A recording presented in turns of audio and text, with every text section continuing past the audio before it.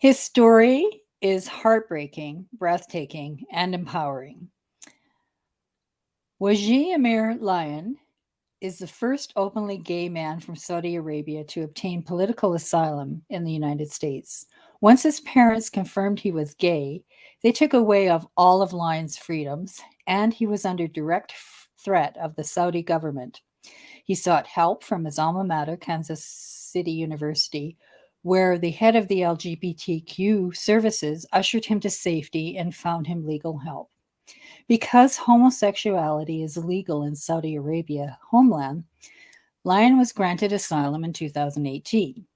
He has since been committed to international advocacy for human rights, anti-violence, and LGBTQ rights. You can find Lion hosting Twitter Spaces where he champions discussions to bring people together. He is living proof that not all superheroes wear capes. Assalamu alaikum, Wajeeh. Wa alaikum assalam wa rahmatullahi wa barakatuh. Thank you so much for having me, Debbie. You're welcome. I'm excited. I'm still messing around with the camera, making sure I'm centered. You're perfect. So, how old were you when you left Saudi Arabia? 12 years old originally. My parents both received a scholarship by the King Abdullah Scholarship to get to the United States and pursue their higher education. So my first 2 years were in Columbia, Missouri, and 2017, I think we went to Manhattan. No. In 2007, not 17, 2007, we went to Manhattan, Kansas, and I became a K-Stater. So I went to Kansas State University, and that was next to the fourth largest military base in the United States. And we were lucky to be there because I was able to get some of the best education when it comes to political science and economics, and stopping terrorism. So I was very lucky to get all that education and exposure right there, right then, and get exposed to not only the American ideology, but also international ideologies, as I met many people from all across the world and at K-State. Awesome.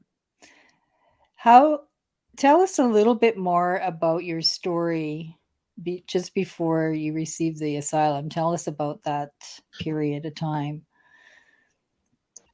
So in around 2014, 2013, I started accepting my true self, my sexuality for who I am. And I was acquainted with the former governor of Kansas, John Carlin. Uh, he's a great friend, amazing person.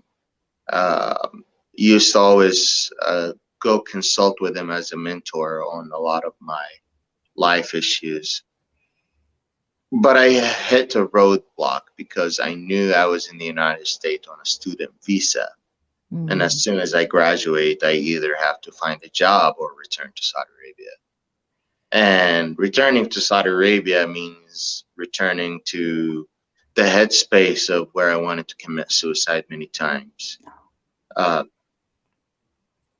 had 93 appointments at that point with therapists, and I've made extreme progress. So I didn't want to go back to that spot. So I spoke with the governor. I reached out. I said, I'm gay, and I fear returning back to Saudi Arabia. And essentially, I need your help to apply for asylum in the United States. He says no promises, but I will talk to some people and see what I could do. A few months later, I received a phone call from a prestigious law firm in DC that took around 3-4 hours interviewing me, making sure that I actually have a case. And they said, we would like to take you pro bono, but you're so far away. You're about 3 days drive from DC. So we're going to find a law firm close to you that will take your case. And forgot about it. And a few months later, I received another phone call. Uh, and it was a different law firm. And this time it was with the Andrea Kimball and Judith Napoleon. And they also did the interview, and after the interview they said, okay, we're gonna take your case. At that time it was 2014. And I was getting ready to graduate because I graduated at the end of 2015.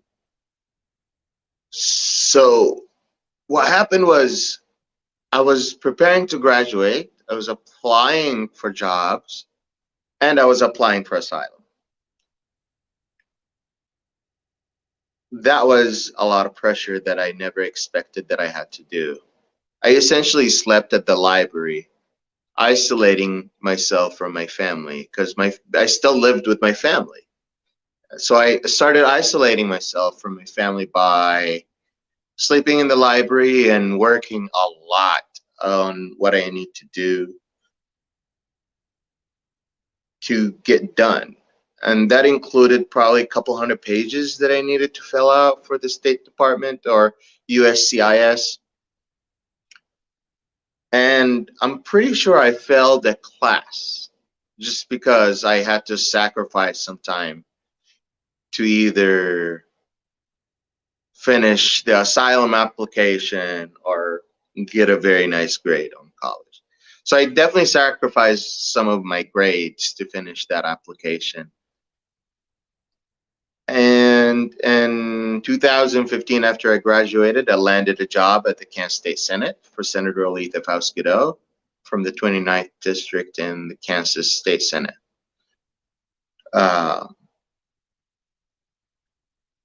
She was prejudiced for many reasons. I'll cut it to where she asked Thomas Witt, the LGBT lobbyist in Kansas, she asked him to convince me to stay in the closet. And that didn't end well with him. And it didn't end well with me. She ended up calling me a terrorist, a spy, and different names. So I just said, I went to HR, filed a complaint, and I quit my job. At that point, rumors started coming out about my sexuality. I went back to Manhattan, Kansas. My mom was still a student, and she was trying to get her certificate in conflict resolution. And I thought, you know what? Conflict resolution certificate sounds amazing. I enrolled with my mother in a class. And so we were working on a project together. And for some reason, I was on her laptop and I logged into my Facebook and I just never logged out. So she just started reading all my naughty, naughty texts with all the handsome men that I've been talking to for years and years. And I haven't left anything, like, yeah, she's seen everything. And she didn't even need to hear the rumors before she believed it. And I was essentially asked to come back home from college while I was working on my project. And I was like, that's kind of weird. My dad runs our family almost like a company. And it's not your typical family. So I was like, that's kind of weird because we already had our monthly meeting. So there must be something odd. I came back home. They asked me to go down in the basement, which is even more odd. I sit down. My mother goes, there's something you're not telling me. I said, what do you mean? It's like, I feel like you're hiding stuff from me. I'm like, I'm sure that I don't have to tell you everything in my life. No, I'm your mother. You have to tell me everything. It's like, absolutely not. She's like, I feel like there's something you're not telling me. I'm like, what is it? She's like, my father walked in. It's like, are you happy with your relationship with God? I was like, yeah. And I knew I was an atheist. It's like, so he got mad. So I was like, why are you mad? What do you mean? Are you ready to die and meet God right now? It's like, yeah, sure. He got really upset and walked out of the room. My mom was like, we noticed that your relationship with God isn't as good as it used to be. What happened? Like, I don't know what you're talking about. She looked at me straight and she said, are you gay? At that time, I felt like time froze. Like, I knew it was going to get to that question, but when that question came, it was either you're going to say yes or no, and you're going to have to be ready for the reaction. I looked at the wall for like 30 seconds and it felt like 30 hours. And all that was going in my head was, am I ready for the reaction? Am I prepared to run away? Do I have the connections to do it? And all of that, I had to do it real quick. And I was like, what if I was? And the first thing, oh, we're going to send you back to Saudi Arabia. We don't have, a faggot in the house. We are going to send you to conversion therapy. We're going to get you married. They took away my phone, thinking that I would lose all my contacts. And after I've had, I have thousands of phone numbers saved up, so I always back it up. So they gave me a new phone, and I straight up called Scott Jones, the Dean of Human Life for the student life, and spoke with Brennan, the head of the LGBT center. And the next day, I went to class with my mother. I was called by their office, and they just called the teacher and the professor in the classroom, and they asked me just to meet, to go to Dr. Jones' office. We got on the phone with my lawyers and the Kansas City Anti-Violence Project. We suspected very much that I was under the direct threat of being kidnapped. Oh my God. Dr. Scott Jones hosted me in his house for 3 days. There are people that came and knocked on his door at 12 a.m. while I was asleep and asked me to get out, and he said he would call 911, and they left. After 3 days, I was driven to Kansas City, and I was placed in a safe house for a few months. In that safe house that was provided by the Kansas City Violence, it felt like prison, but it was way better than being kidnapped. And the reason I say that was later on in my life, I was fundraising for the ACLU in front of a shopping center, and I met a lawyer, and came in, we started talking back and forth, and I was telling her my story, and she was like, "Whoa, I had a client from Saudi Arabia that was applying in Kansas City for asylum because he was gay, and he's been kidnapped, and we don't know anything about him.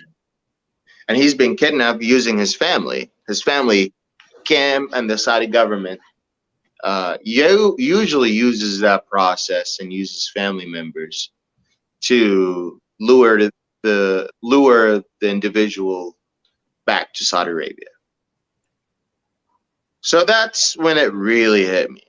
And the moment that I accepted that I'm gay is the same moment that I accepted that I could be killed anytime. The moment that I accepted that I'm going to be public about me being gay, that also was another moment of realization that I also can be killed at any moment. And you just have to accept that as part of the work that you do. especially after the death of Jamal Khashoggi. Every one of us, from the Saudi opposition, gay or not, it is always in the back of your mind that you could always be kidnapped and killed. Uh, I was legally in the U.S. in the safe house, but I was legally not allowed to work. So after a few months, I was couch surfing and kind of homeless. When I got my employment authorization,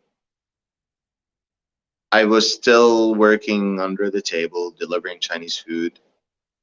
I started working for a couple of Arabs at Metro PCS and Boost stores under the table, and that paid the bills.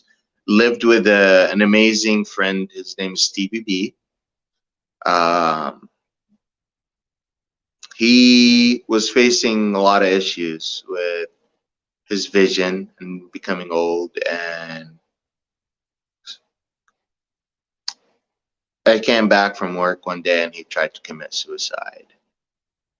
And I was still not, I still didn't have my asylum in the US. I still didn't know what to do. And I knew a lot of his friends. So I called 911 and he didn't even want me to call 911, and I got him help. But after that, I kind of wanted to leave the Metro PCS job, leave these areas, and just try to get my life out of the sink that it was in, because I feel like I essentially I hit rock bottom by many means. So I said to myself that if I need to do this, I need to do it right. I need to get political experience. I need, even if it means that I'm gonna do jobs that are just gonna be annoying. So I started working for grassroots organizers, and that's where I started doing a lot of the fundraising for ACLU, Amnesty International, not the Amnesty International, Doctors Without Borders, Southern Poverty Law Center. Yes, these organizations. Um, we fundraised for them, and it was an amazing experience because I was able to gain the skills of talking to people one-on-one in the streets, understand what it means to go canvassing, and understand what it means to have some of exposure to that world. And then I moved on to another campaign called I Trust Women, which was a campaign to educate and keep ladies aware about the legislations affecting their birthrights and whether they can have abortion or not, which is, I think, is very essential for every human right person, and every lady should choose her choice in picking whether she needs to abort or not. So that was a good experience as well. I worked on the Kansas side on that part. And then I started working for Missouri Jobs with Justice. I know a lot of people know about Jobs with Justice. They're a coalition that works with organizing with the organizers of the unions.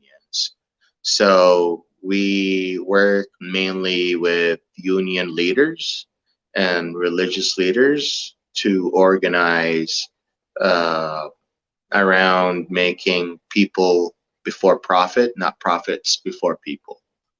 And in that, we did a couple campaigns: Raise Up Missouri, Clean Missouri, Vote No on Prop A. And it was going amazing. I loved everything I was doing until September 6th of 2018, while I was canvassing for them in south of Kansas City. I was attacked essentially by a white maniac who we think is a white supremacist, not sure. But he attacked me and essentially broke my hand. and got 5 surgeries, bone infection, and been on work comp since then. And hasn't that essentially wanted me to leave the US right there, right then. Started talking to some of my friends, telling them, hey, I'm ready to sell my car. I'm ready to sell all my things. I want to go to Canada. Literally got attacked. I don't know. Like, I don't feel safe here. I don't feel welcome here. And just by the end of that month, I hear a call saying, your asylum has been accepted in the United States. So it was like, welcome to the US, and here's a slap. Um, so that plan, I was sure I'm going to stay here in the US. So I've been in the US since then. I'm engaged to a very handsome man, Christopher Lion. We've been Awesome. together for about like 3 years, and my asylum has been granted. And since then, I became a board member on. So I was a client for the Kansas City Anti-Violence Project, and then I became a board member for the Kansas City Anti-Violence Project because I saw that there was many issues with them that we helped fix, and I just recently, just last September, stepped down because I feel like it's at a good place that I can step back. And I recently joined the board of directors for Missourians for Alternative to the Death Penalty. So always finding You've been another, busy. yeah, always finding something to be involved in. And I was recently, about a year or two ago, appointed to the Kansas City Health Commission Housing Committee. Oh, wow. And so from there I became active on Twitter Spaces and started thinking maybe I should serve my community and my people better back home in Saudi Arabia. And that's when I started being involved on Twitter and Twitter Spaces, Okay. trying to meet with the Yeah. Saudi audience. That's my long show. My long story short. Oh, it's pretty compelling. It sounds like a movie. Um, I have to ask you though. I can't. Well, I it hurts so much when a parent doesn't support you, but I cannot. How do you even process the feelings that you must have felt when your parents really, I mean, my God, I mean, we all have had, a lot of us have had family members who've ostracized us, but having them trying to have you kidnapped that's got to be, how do you even process that? So I did try to do conflict resolution. I did try to fix my relationship with my parents, but they were still toxic. They Mm. still weren't accepting me as who I am, and they still were trying to force their will on me, even though I'm dependent, even though I left their house with a trash bag with my clothes in it, Oh, even though so many else things happened, even though they sent me to religious places where I got sexually assaulted when I was a child. Even so many things. I was beaten up. My dad broke my hand growing up. Like, so I witnessed my first beheading at the age of 10. oh my God. I don't think I had the cute upbringing, but I don't think I'm the outstanding person out of everyone in Saudi Arabia. I think every other person in Saudi Arabia faced a very similar situation. Hmm. Yeah. So, as I say this, it sounds like horrible on anyone on the Western media.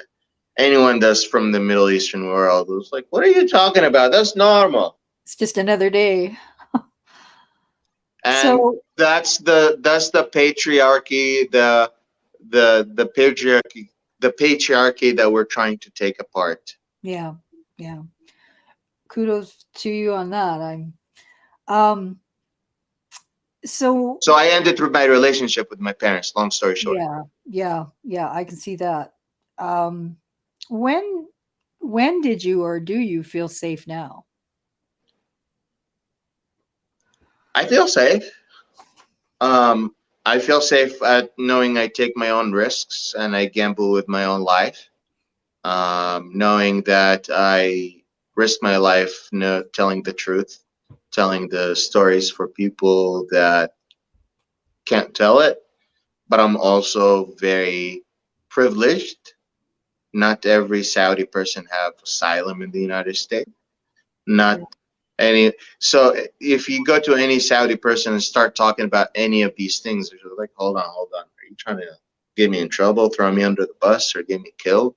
Mhm. So they would never talk to you about any of these things or think about talking about these things because it's either going to throw them or someone they know under the bus.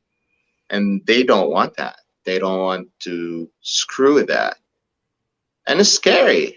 But you know what? I'm done being scared from that. I have taken enough steps in my life to feel safe enough to do what I do. If I didn't feel safe enough to do what I do, I probably wouldn't be doing it. Um, yeah. You are So, helping a lot of people doing this too. pardon? You are helping a lot of people just even sharing your story. Well, that's the goal. I don't know if I'm always doing it right, but I hope so. So, how has sharing your story actually helped you with your own healing? It's a combination of therapy and activism. Mm, Honestly, I think um, as it, as people stood up with me when I was homeless out of nowhere, people I never met, people I never knew, and I always told them, I never can pay you back. And they're like, we don't expect you to pay it back. We expect you to pay it forward. mm, And that moment created a reason for me. That moment created a purpose that once I crossed that line, my purpose is to help every single person that's in my shoes, or that's going through a similar situation that I'm going through. Um, so that with that guidance, I think that is where I try to move forward and not look back. how how can people help? How can anybody else help with helping somebody who's going through this, or like even anyone who's even close to coming through to your story who needs asylum? How can other people help? Knowing that it's a very complex issue, having lawyers that are willing to do a pro bono case and take someone and help them do their asylum process because it's very complicated, very hard. Um, I'm personally trying to create a nonprofit Mm, for the Saudi LGBT community or the Arabian Peninsula LGBT community to help them escape, apply for asylum, and many of those things because those services are neglected. yeah. Uh, I've had clients reach out who have been raped by their sibling for 9 years, been raped by the police, has been beaten up and has gasoline poured on him and lit up, and he's not even 20 years old, Mm. all because he looks too feminine. Uh, and there's nothing that is in my power that I could do to help him, not financially, not legally, nothing but to tell his story. As many people as you think, I need all kinds of help. We need legal help. We need more people telling our stories. We need more opportunities to tell the public that they have a responsibility, knowing that Saudi Arabia is trying to sport wash or whitewash its image by buying sport teams or Mm. trying to spend billions of dollars on uh, public company, not public, marketing companies to clean its image, knowing that they have dirty hands constantly killing and murdering people that are innocent, telling the truth, especially journalists. Yes. Yes. So while it might not feel like it at times, you really are a role model. What are you most proud of what you've achieved so far?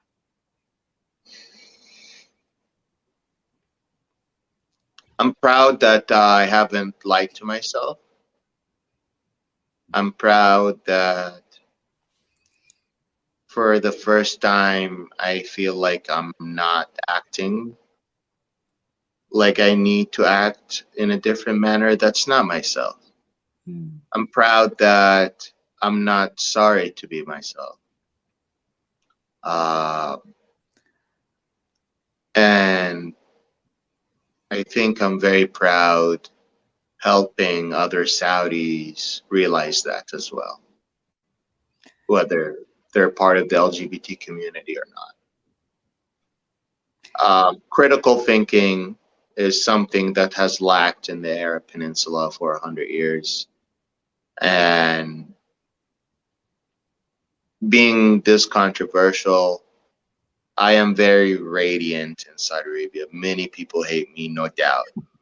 But on the other hand, I am changing minds and hearts. And my spaces, even though if people come in hating me, if one person comes out with a different ideology, I think I'm happy with that. Mm. So, in a perfect world, what would you like to see happen in the future? I definitely would like to see sport fans take actions by holding their teams accountable if they're being owned by a country that's oppressing the LGBT community. I think fans need to learn that they can start taking responsibility as well and not let everything be by the CEO. They can take actions. People that are voting, they can ask their legislators and representatives to be more responsible and hold countries like Saudi Arabia uh, accountable for their human rights violations. Listen, Saudi Arabia is not only violating LGBT rights and Mhm. killing us, they're also killing the Shiites community constantly. Mhm. They have liberal thinkers in prison, just and economists literally in prison just because they're free thinkers. Mm. So it's not just connected to the LGBT community.